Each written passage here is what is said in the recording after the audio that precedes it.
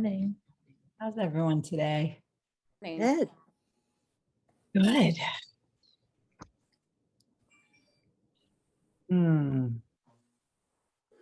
Anything anyone wants to say about your weekend or your life or any of it? Well, Amy might be joining me today. She has sniffles, and so I told her she could sit beside me quietly. So we'll see how that goes. Okay, that's fine. A few sniffles are not a problem. Right. That's what I figured. Mhm. Thank you for letting us know, Sherry. Mm-hmm. And you ladies, any nuggets from your world? I'm realizing this isn't easy for me. I know there's something I should be doing. There's always something I should be doing. And I really like that Sherry messages me, hey, you're going to be there today. Because right at the time she messaged me, which I don't know if it was early this morning or what, Sherry, but at the time I got the message, I was thinking, I know there's something else I should do besides be in this group. I need to be doing something. And I just thought, no, okay, I don't just do this enough. I don't just relax and I don't get out my journal enough. So I'm here, but my mind is somewhere else. I don't know why. Okay, well, thank you. Well, that makes sense because this is getting into, this is intimacy with yourself, with us, looking at things that are working in your relationship, maybe some that aren't. So, of course, it's going to be uncomfortable.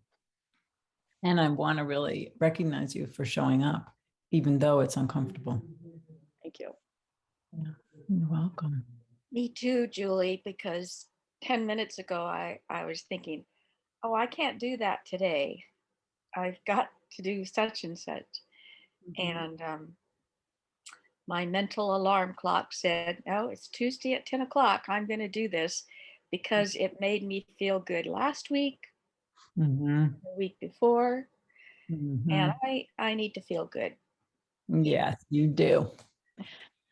Yeah. And sometimes, it's the same thing with exercising or something like that. Sometimes you don't feel like doing it. I mean, I usually feel like doing it, but sometimes I don't feel like doing it, but I always feel better after I do it, So it's kind of like that. It's like getting yourself to the table, to the meeting, to the mountain, whatever it is, It is like that because I always feel better afterwards. And Julie, if you didn't show up, then you wouldn't share, and I would miss that. So I'm glad you chose to be. Yes, thank definitely.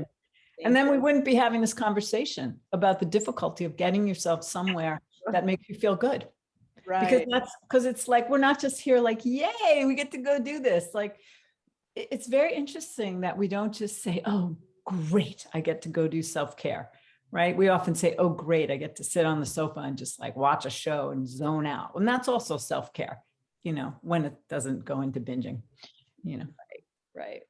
which we've all done probably. Right. So why not once in a while? Hi, Katie. Welcome. You're at work.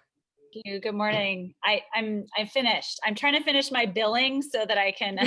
Yes, do what you need to do. I need to feel like it's done, but I just handed off all my patients. So but speaking of feeling tired, I only got a couple hours of sleep through the night. And, but I was like, you know what? I know that I will feel better having come, even if I haven't slept. So I apologize if I'm sort of disinhibited or not coherent, but. Well, kudos for showing up on 2 hours of sleep and just having finished work and all that. So I'm just getting the kind of the digging deep that is required to show up here for yourself and each other. Hi, Laura. How about you? You digging deep to get here this morning too? A little bit. I'm gonna probably have to pop off 5 minutes early because I took a new job and I'm leading my first meeting at 2 Eastern Standard, which is like in an hour.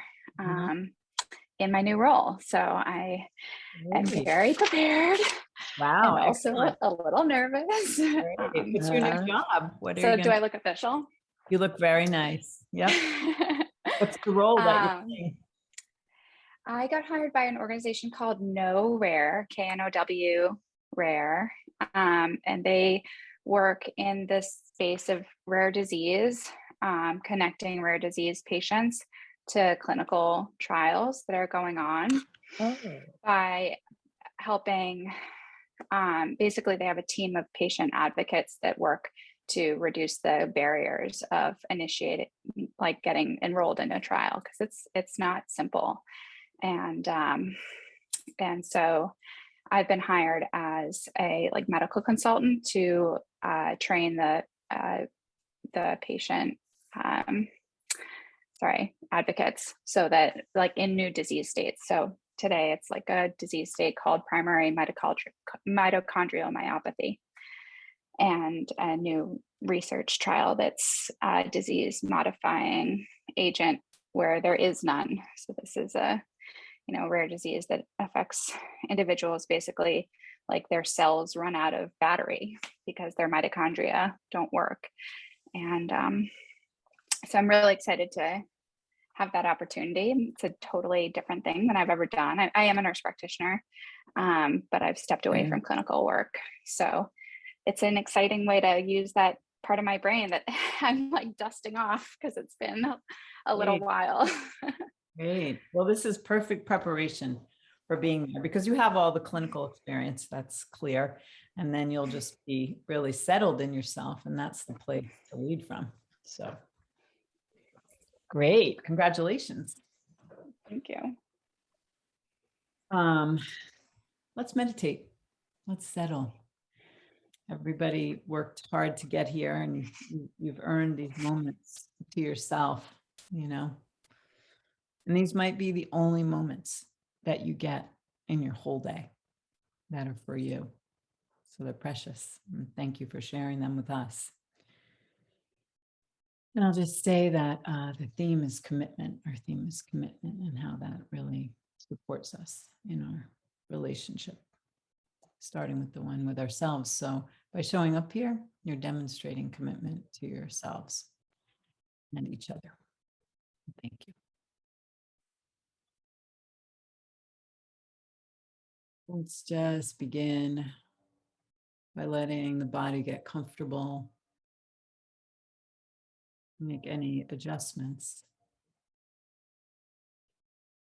And then take a nice breath.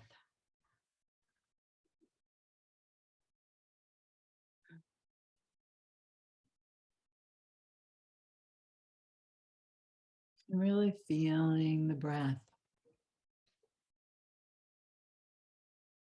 as it travels through your throat. And then releasing it through the nostrils.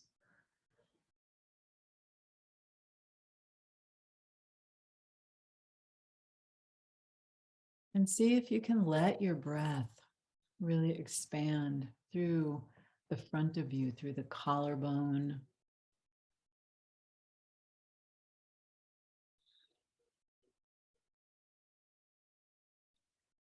Very gently bringing your awareness to the front of you.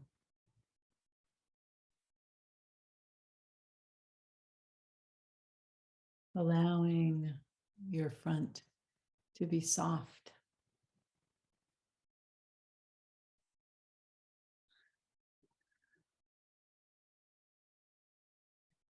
And letting your breath serve to release, to relax, to let go of tension that may have built up over the morning, over the last day or days.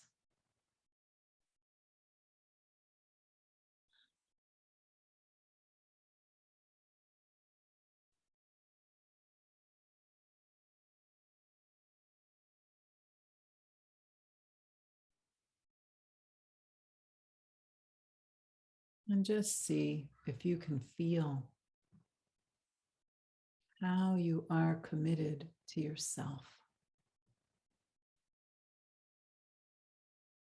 to your health, your well-being.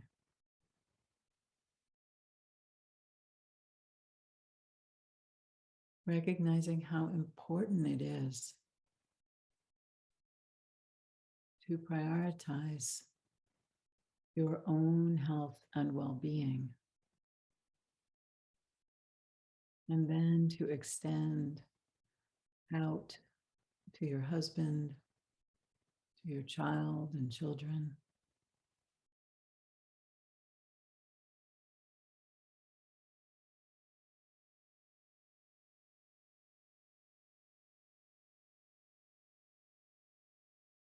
Just notice, what are you committed to in terms of really taking care of yourself?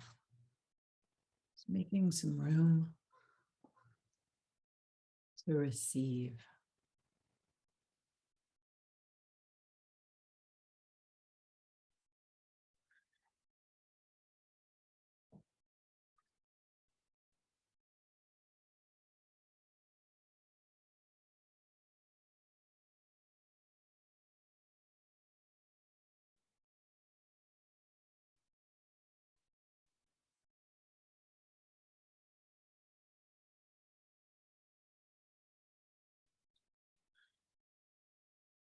Continuing to breathe in a way that feels good to you.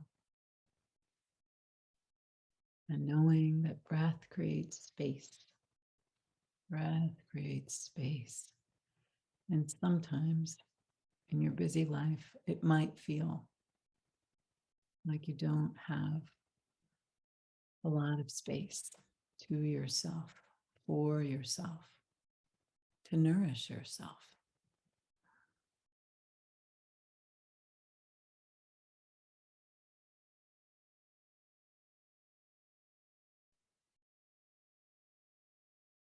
And from this place of noticing how you're committed to yourself,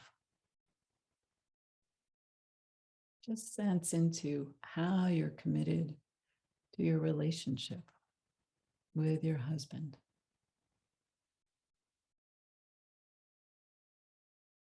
How are you demonstrating, expressing that commitment?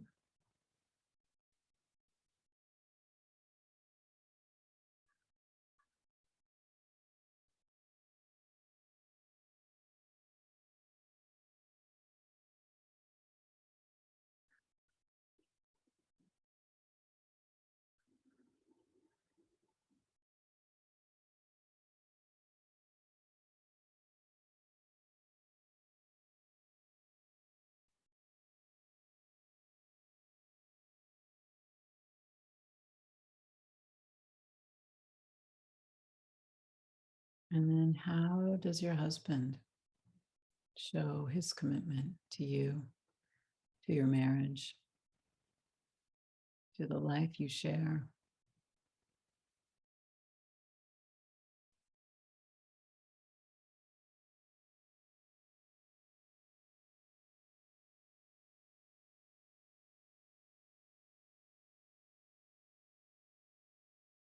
And are you able to receive what is being offered?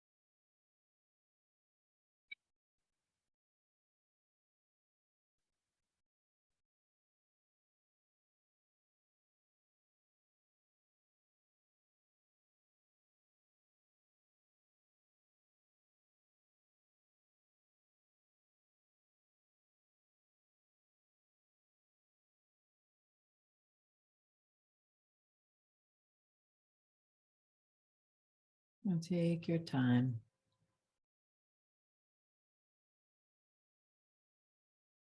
And then let's just spend a few minutes reflecting on this commitment, the commitment you have to yourself.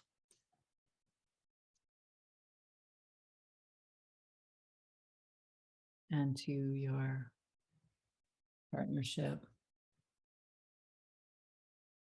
And then I'm also really curious about, are you able to receive what your husband is offering? Let's just take about 5 minutes or so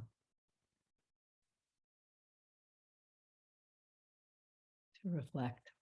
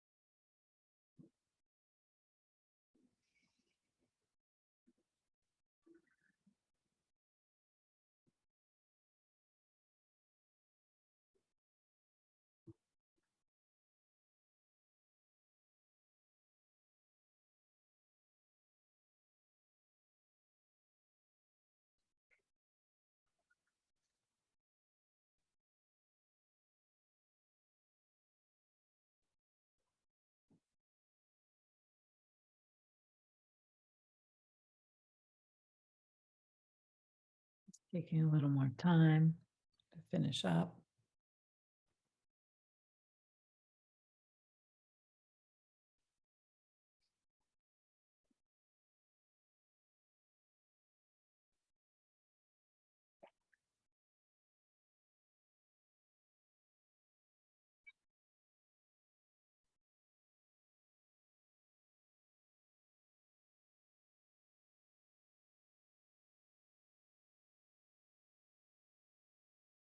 So what came up in that? And I also realized, I'm curious if there's any follow-up from last week. Did you take time? We talked about kind of creating intimate time, non-sexual touch, playfulness. We talked about a lot of things. So I'm wondering if anybody wants to share about what they, if you bridged it into your life and how that went, as well as what we just dove into. I'll share about that because I did recognize it more this week, and just it kind of goes along with what you said today. Also, you said a question that I need to ask myself often. Am I able to see what's being offered? Because my husband and I took the love languages test and I was shocked. And he wasn't so surprised that mine is words. I need words. He knows that. Anybody who's around me for very long knows that I need those words. That's what makes me feel loved. Mm-hmm. But his, that was at the bottom of his list. And which makes me think it's really a sacrifice when he does talk to me, when we just sit and talk. And I've really noticed this past week, at the top of his list is physical touch. I knew that. That's I've known that since I've known him, because we took the test way back when we just met each other. But I've noticed this week, and it's based on what you told us last week, how much he pets my face.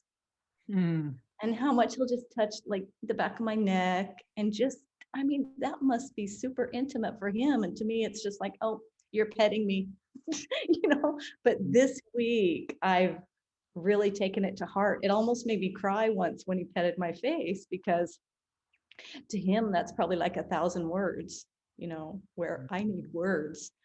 And it really touched me this week. And it was only on my mind because you mentioned it. Oh, it's so beautiful. So beautiful. I can see how it brings up so much tenderness in you. Lovely. Yeah. And so to receive what they're giving, even though it wasn't your love language, it was you're receiving the love that he's giving. That's one side of it. And the other side of it is to give that to him in his love language, and then for you the words. And I'm curious if they're words just like dialogue, or is it specifically the words of affirmation? Just dialogue. And I've learned also, the more I will just be touching him, and you're right, doesn't have to be that sexual touch, but the more I'll just hold his hand or pet his shoulder, the more he'll talk to me, really, and verbally. Sometimes he gets to the point and he'll say, okay, have you had enough talking? Because he knows, I know it's a sacrifice to him. He has to he has to really concentrate. He has to remember that's my love language. So yeah, sacrifice is an effort. Yeah, he's making an effort because you matter. Yeah. Oh, I'm so happy to hear that, Julie. So wonderful. What else from last week or from something that arose today?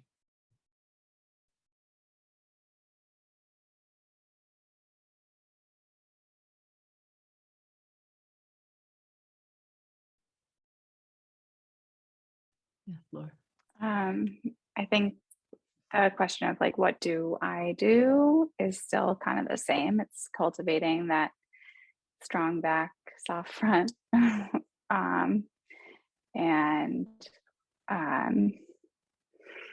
I think that it's continuing to develop in my mind, understanding that like soft front is critical. Because I, again, just whenever I feel kind of threatened by, you know, criticism from my partner or anything like that, I can so easily just like clam up and not receive it, even if it's valid. Um, and so just like trying to keep that soft front and all the things I do to do that, by just kind of doing this type of work and staying even keeled in myself. And we had a tough week. We had, our son had a seizure, his first seizure in over a year, on Wednesday last week when my husband was in London. And so that was kind of chaotic. Oh, And we had, or when we got home, it just or froze I think for right a after, I don't yeah. know, like a couple days after, it's just been like a bit of a whirlwind. And so we were out of our house for a little while. So it's been a stressful couple days, and it, you know, it's played out in our relationship in not great ways. But we seem to just in the last, you know, 24 hours kind of get back into a space where we're connecting again. And although we don't totally have like the right words, I feel like that kind of repair and healing is just coming through like touch, because it's all that nonverbal language that's been really valuable, and just like reconnecting, because, you know, we're both just, there's a lot of unprocessed emotion that both of us are slinging around. And and you know, I think we can't always hold each other's emotions. And so but knowing that we're kind of just like here physically together, it's been really helpful in the last 24 hours. Yeah, that's a lot. That's a lot. I'm sorry it happened this week, and if for that to happen when your husband was away is even, you know, a bigger. It's really hard on him. I mean, really hard when he's not to support. Yeah, I think it's harder to be the parent who's not there. Yeah. So something came, you know, with commitment and this whole thing around criticism, and criticism actually happens when we have I like the phrase, unprocessed emotional slinging, right? This is the thing, is like to be able to have ways, well, first of all, to have agreements around how we talk to each other. We have to make agreements, because inside of a commitment, you know, maybe you make the commitment, okay, we're married, and inside of that you made vows. That's just that's like the big frame, right? And then inside of that frame, there are the commitments that we make on a day-to-day level about how what we're going to say. We've talked about the, you know, eye rolling, just harumphing kind of like throw, and the slinging, the unprocessed, the slinging that happens due to this unprocessed feeling.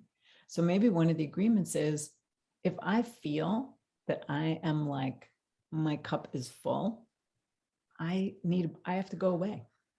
I have to go breathe.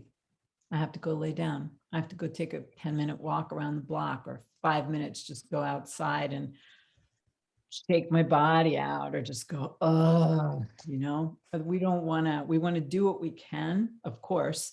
And this is, the bar is set high, right? If we want to have a healthy, really functional relationship, the bar is set high. And it's really hard if your child is sick, or if you have only slept for 2 hours, or who knows what other factors are happening in your life.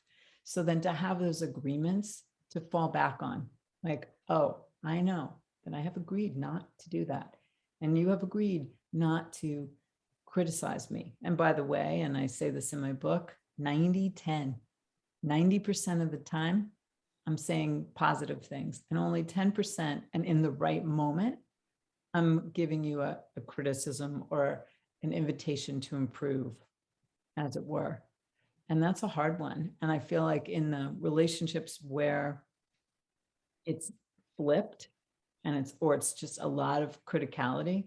And I certainly, in my Virgo tendencies, can fall into the criticality place, and it's work. It is work not to just say a word, take some breaths, really do the inner maintenance. That's why this commitment to ourselves is so important, because that takes a lot of bandwidth, and your bandwidth is already stretched because of all the many factors of raising a rare child and everything else in your life. So is that making sense? I'm seeing some nodding. So what's one commitment? Can you think of one agreement that you might propose within your marriage that would be really supportive? Like, I'm not putting you on the spot, Laura, but if you want to say you can, but that's sort of a larger question. What would one agreement that you might propose that would support health, peace, harmony, connection? What would one be? Can you think of one? No pressure. We have no hard talks after like 8 p.m. Great. For us, which is tough. we don't use two words. We've agreed not to use always or never in our fights. It's not easy to do that, especially in the heat of the moment, but it comes out of our mouth and then we realize what we said. And why? I mean, I think it might be clear, but why did you pick those two words? Oh, because it came up. We were both using them. And then we had to stand back and look at it. And it's not ever always. And it's not ever never. Exactly. Basically, you don't use those words because it's not true. Right. And also what it means, you always, what am I doing? Right. I'm blaming. Yeah. You never. Yep. And then of course, we want to use I statements. I mean, this is all really pretty simple, and to implement it consistently takes practice. So yeah, don't use always and never. What else, or what are some other agreements that you might, like one agreement or even more, that you want to throw in to your life or feed into your life?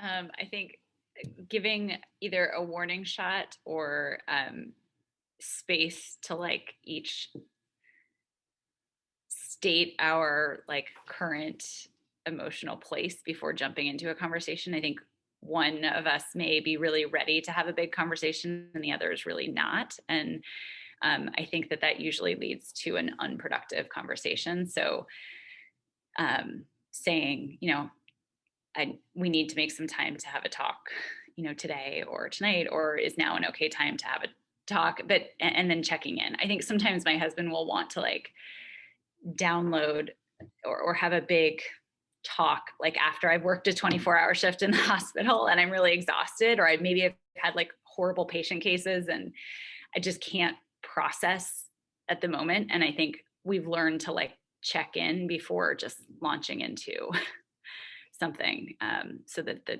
conversation isn't lopsided or go off the rails quickly.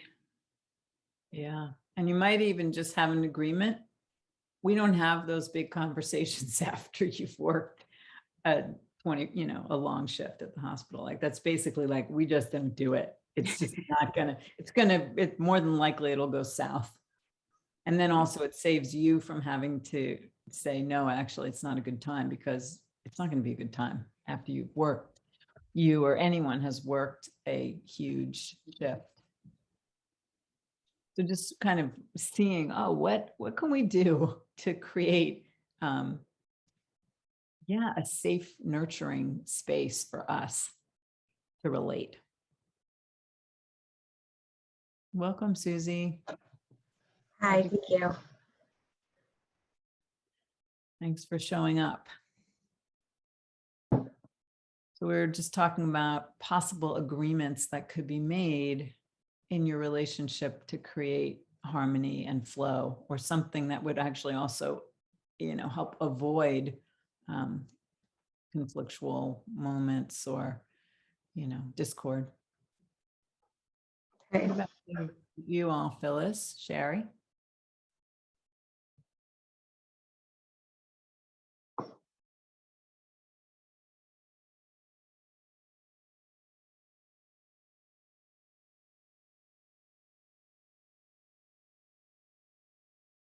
think, Sherry, you're still muted. I don't really have anything to add. Y'all are saying everything I would need to say. I wonder if you have things in place that you're not even totally knowing that are there, because it seems like your relationship is pretty peaceful overall. That's the feeling I get. So what are you already doing that's working in terms of sort of just agreements that you're living within? They might not even, they might just be happening.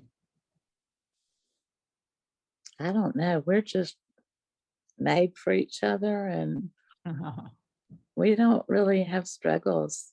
So you're kind to each other naturally. We really are. And I'll have to say he's way better than me. But it works. What does it mean he's way better? I knew you were going to ask that. What I wrote down was that I feel like I fail to make as much of a commitment as he does. I am not able to do the things of daily living that he is capable of doing. And so he does them all, and willingly and happily. And yes, I have to accept them. And so it makes me feel terrible inside, though. It just tears me up that I'm not able to do what I once was. And but as far as showing love, I think we're equal in that respect.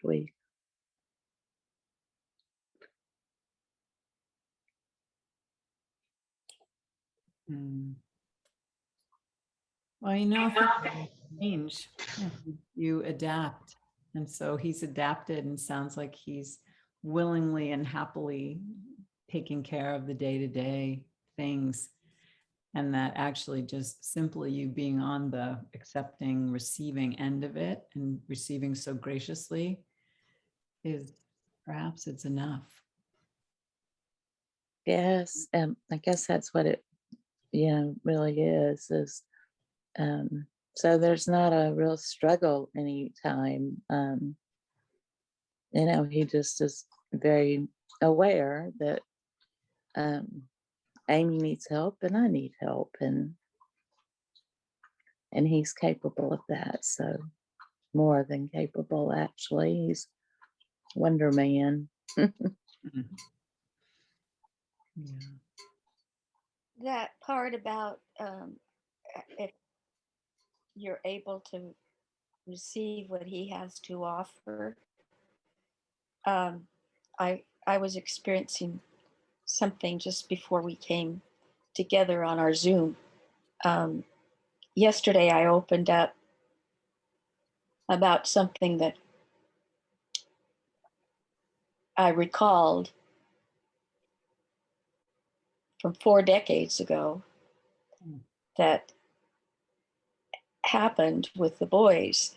And I had realized it a couple of days ago. I remembered it, and then I kind of shut down. I didn't share it. And he could tell something was going on. What's going on? Are you okay? And then he said, finally, he said, well, I don't like it when you keep things from me, or when people keep things from me. So then I realized that I had to share it with him, because otherwise he would think it was something else, or, whatever.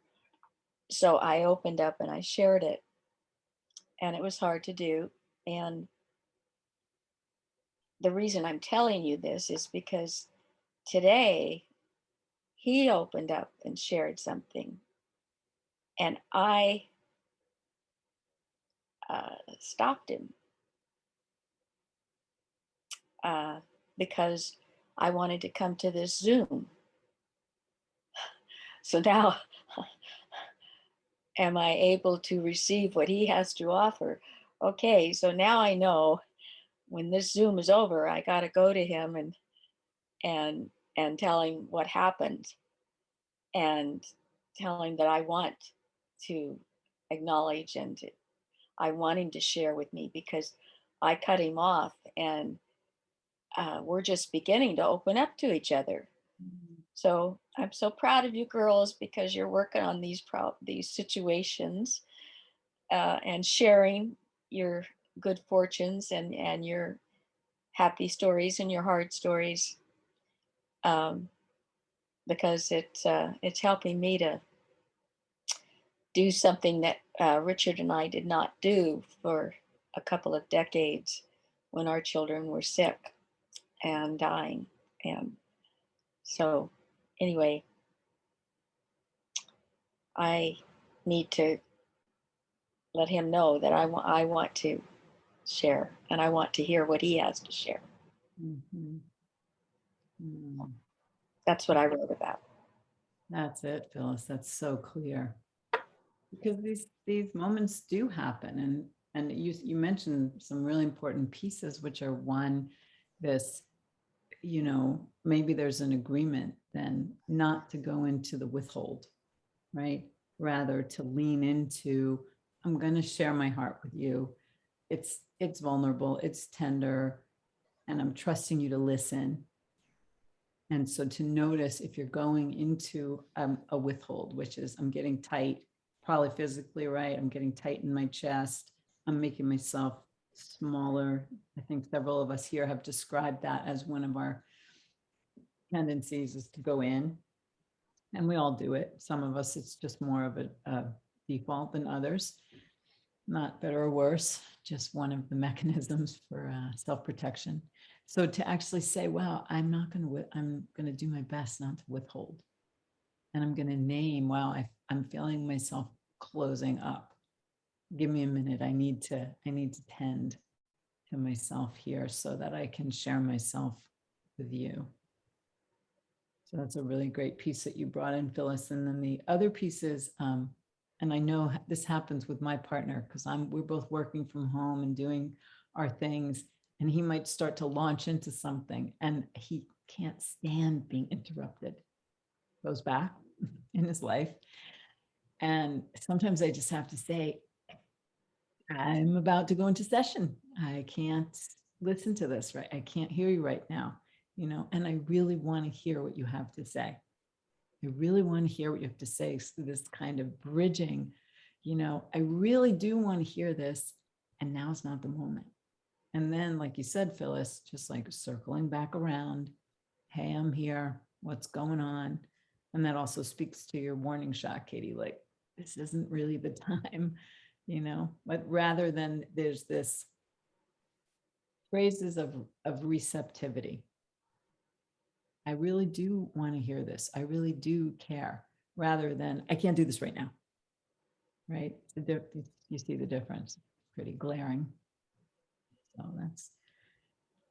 that's wonderful, Phyllis. I'm so glad you're doing what you're doing now, and that you're here with us doing it, in these later years after all that you have lived through together and shared with Richard. I think that's so beautiful too, like the circling back too, because life isn't perfect and there's always interruptions, and there's also times when you're allowed to not be in a receptive space where you're just like, this is not a good time, I don't have the bandwidth for that. But the act of circling back is just such a gift. Like that is love, saying, okay, I've thought about this, I care about you, I'm now in a space, like I want to hear you.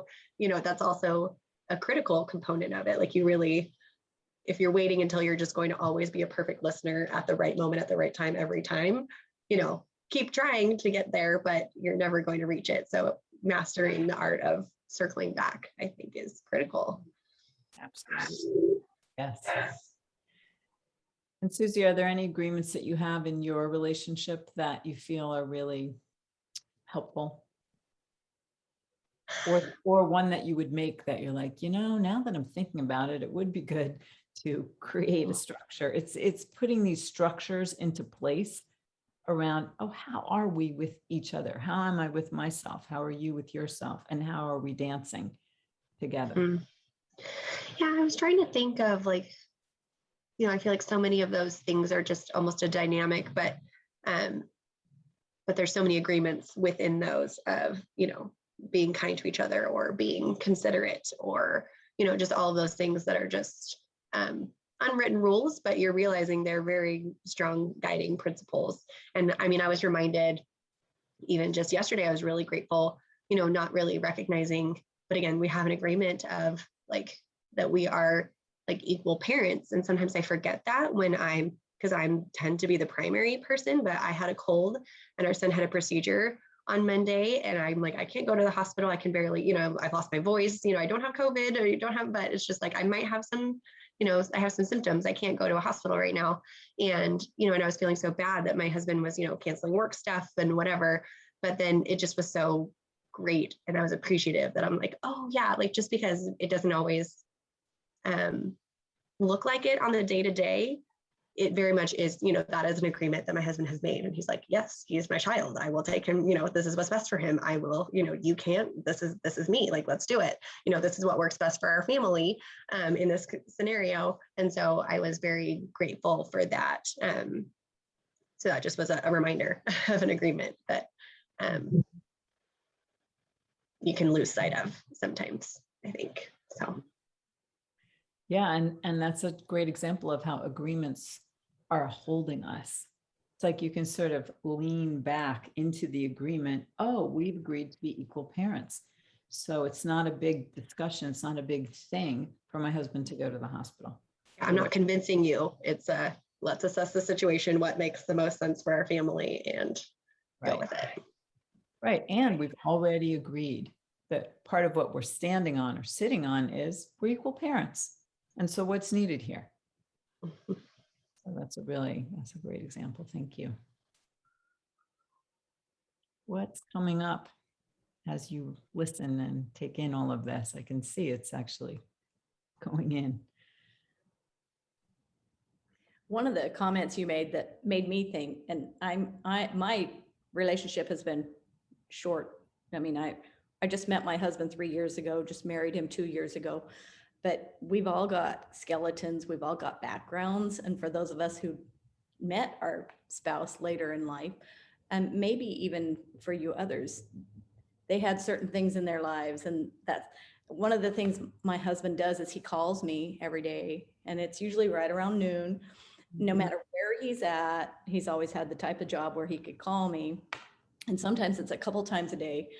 And he had someone kind of walk out on him, but he didn't know it. They just stopped talking to him. They weren't home when he got home, one of his relationships. And so I'm thinking maybe that's why he does it. I should probably appreciate it more. Although he doesn't talk a lot, he'll call me and have me talk to him. He just wants it. It's comforting to him, I think, that I pick up the phone, I'm there. And just with us talking about it just now, I'm realizing how important that probably is to him because of his past relationship that was just all of a sudden gone. He has no idea what even happened. And then when she finally did call, it was 2 weeks later and she was in Oregon and she just said, I'm gone. So maybe it has something to do with that, but just to keep in mind, we all have that background, and other influences that are influencing the way we do things. Mm-hmm. Yeah, it's really important. And I'm wondering, I mean, obviously that was traumatic for him. He probably has maybe some PTSD around like, wow, are you going to be there when I get home? And so he's touching base with you, and that's coming from his need. And it's also continuing to maintain the connection. And the fact is that he knows you're there and he's there. And that also you like talking. Yeah. So he's calling you, and that's feeding you on a certain level, and it's feeding him on a certain level. So it's like finding what those things are that keep the connection. It's like, oh, we're tethered, we're connected. And I remember when my partner, a very similar thing, when my partner was working in an office back when we worked in offices, he would be gone for hours. He'd get up and go surfing before work, and then he'd be gone only like 20 minutes away, but for, 8 or 10 hours, he was working for a tech company. And I realized, wow, you're gone a long time. And it was early on in our relationship. So I actually asked him, hey, can you send me a text? Because I knew he would take walks every afternoon. And I thought, that'd be a perfect time for you to say hi to me. And so I asked for that because I felt like, oh, this is going to make me feel connected to you because you're gone for 10 or 12 hours. So it's finding those things that make us feel, oh, this is what makes me feel connected to you. Not that it's this need. I'm not looking for my stability outside myself. I'm just appreciating that we're in a relationship and that we have to, just like we eat food, every day, we have to feed the relationship. So how else do you keep yourselves connected?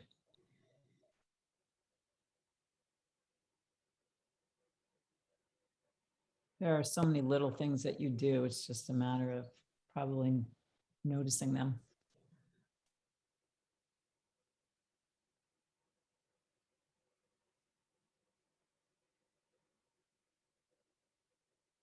My husband works from home when he's not traveling, and I like kind of randomly bring him, treats, for lack of a better word. Because he'll work really hard, and it's like I love baking, and so I love baking with my daughter, and so we'll end up with a bunch of cookies and send them in, and that sort of appreciation. And he texts. We have a rule that I asked for, that when he is traveling, he texts when he gets back to his hotel room every night, even if it's like weird hours because he's in Germany or whatever. It's just like nice, even if I get it at 3 a.m. It's nice to know that he's safe. Yeah. I was playing paddle tennis, which is an awesome winter sport of New England, yesterday. And like my partner and I, it's like a round robin, and I don't really know any of the ladies who are out there doing it very closely, but it's great to be out there and meeting a new community. And the lady I was playing with for the final match, it was like 6-6 in games, and then 6-7, and it was just like super tight, and we were like really getting into it.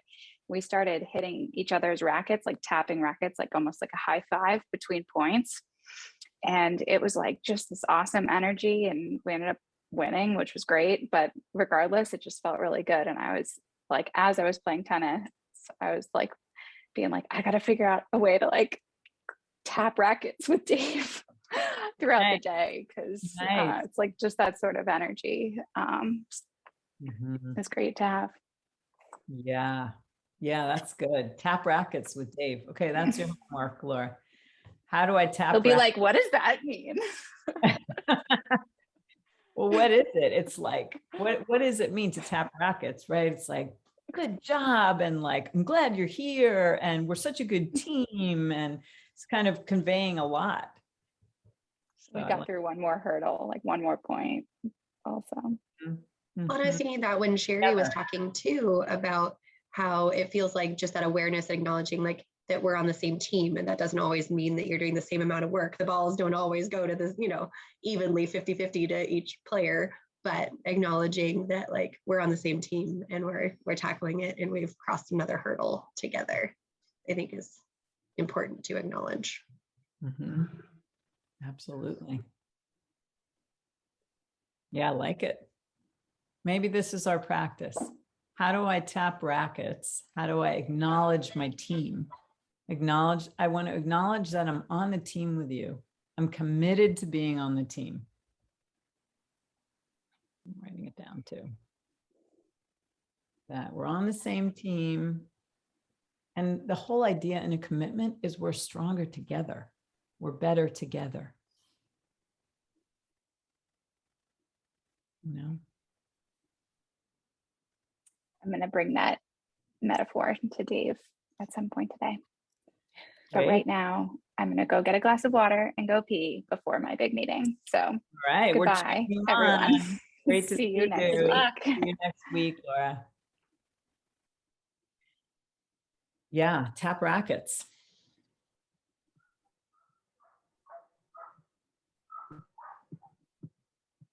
I feel like that really resonates with me too, because sometimes I feel like at the end of like a long day or a hard week or something, our inclination is sort of just to like collapse on the couch and like, I mean, just sort of like, I don't know, it's like this low energy state at the end of this, as opposed to, wow, like we did this, like we, our kids are alive, they're asleep, like, you know, I don't know. I think like celebrating the little things that we did accomplish, even if they're pretty mundane, rather than kind of this like, oh, that was really hard. Like, I feel like sometimes we sort of sink into the like how hard it is or exhausting it is, rather than like, you know, patting each other on the back for like what we did, which, and it may be totally mundane, but like with a rare child or with whatever else is going on, it feels like we've just climbed a mountain.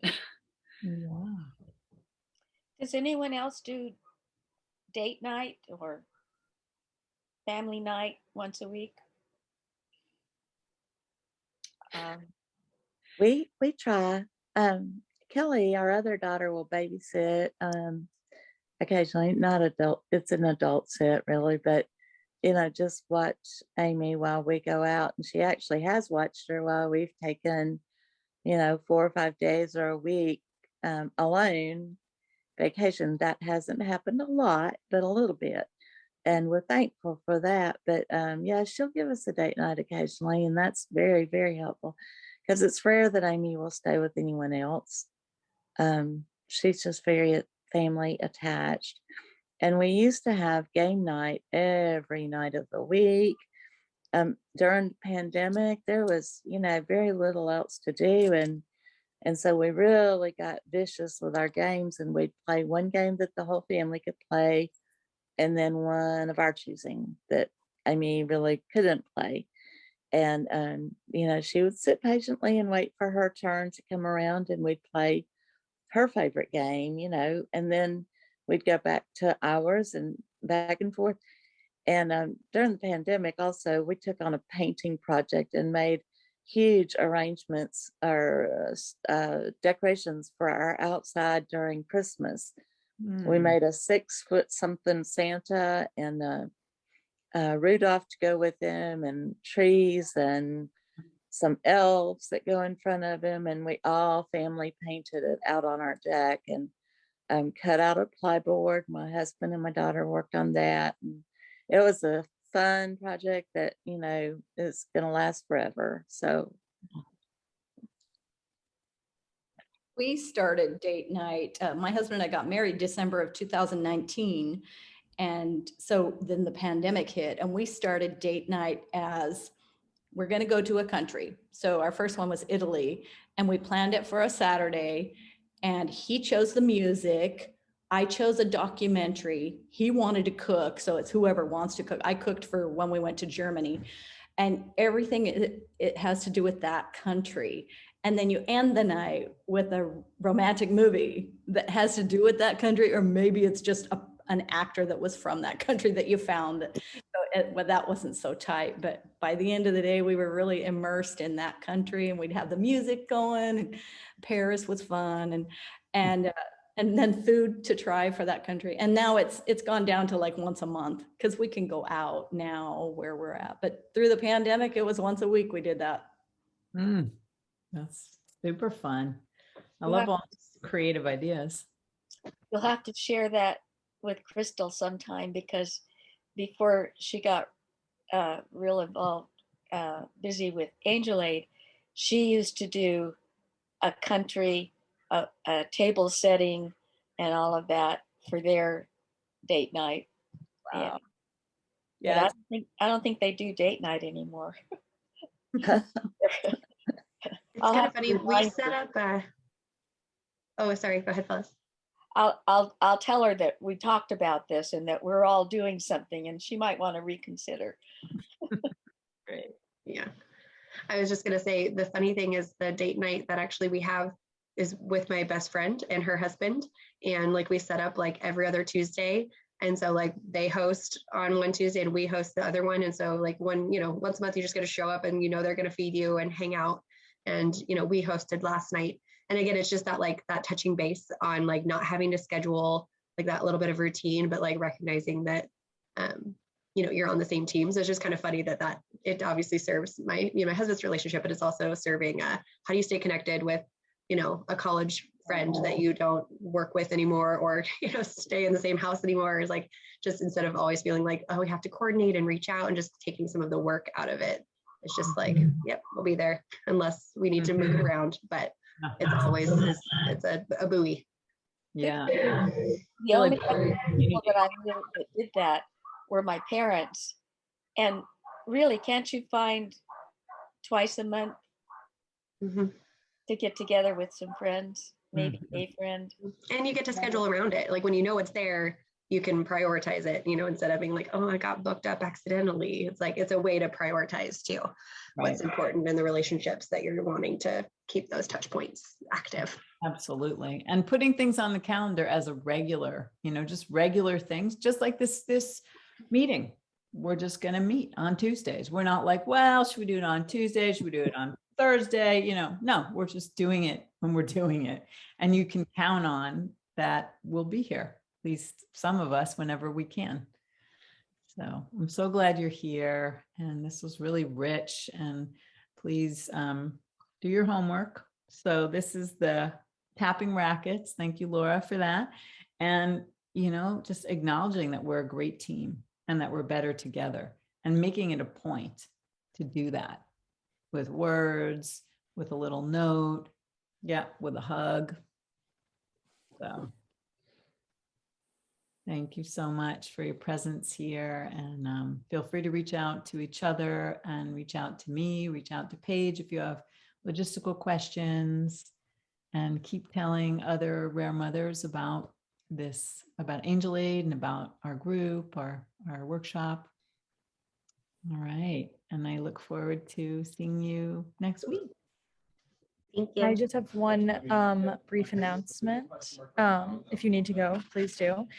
So I don't know if you saw in the last email, we have a Pepperdine team of students that are, it's like a kind of a school project, but they're also serving Angel Aid to help us reach more rare mothers globally through social media, which is a really huge undertaking. So they are looking for some mothers in our community that might be willing to do like a 15-minute live interview with them to kind of go through their survey questions.